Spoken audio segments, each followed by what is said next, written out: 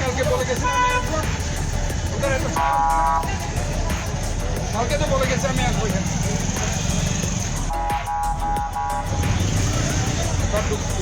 ঢুকা তাড়াতাড়ি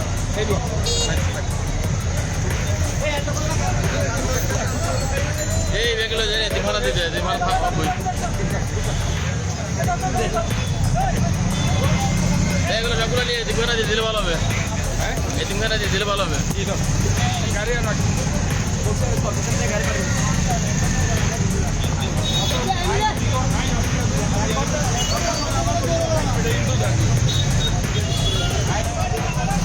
এটা যদি হঠাৎ সাথে খবর আছে কিন্তু আবার আসছো সকালবেলা আবার ঘুরে এসছো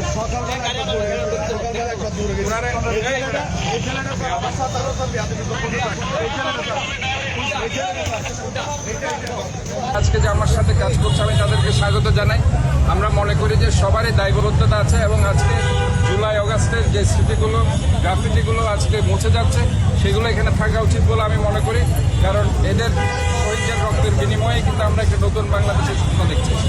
শুধু এটা নয়, আমরা তাদেরকে অনুরোধ করবো গত 16 বছরে যারা গুম হয়েছে, যারা বিচার বহির্ভূত হত্যার শিকার হয়েছে তাদেরও নামগুলো এখানে থাকা উচিত বিভিন্ন জায়গায়। কারণ তারাও দেশের জন্য ত্যাগ স্বীকার করেছে। এবং যারা এই যে ইলিয়াস আলীর মতো একজন রাজনীতিবিদ গুম হয়ে গেছে, ওই যে দিবাই মুখবাদের কথা বলতে গিয়ে দেশের কথা বলতে গিয়ে চৌধুরী আলম বাজার চেয়ারম্যান, যারা আজকে গুম হয়ে নুরু রাওজানের নুরু যাকে হত্যা করা হয়েছে শুধু দেশের কথা বলার জন্য, তাকে এখান থেকে ধরে নিয়ে গিয়ে হাত পা মুখ বেঁধে তাকে গুলি করে হত্যা করা হয়েছে। কাজে এই জিনিসগুলো আমার মনে হয় ইয়াং জেনারেশন নেক্সট জেনারেশনকে জানানোর জন্য এগুলো থাকা উচিত বলে আমি মনে করি।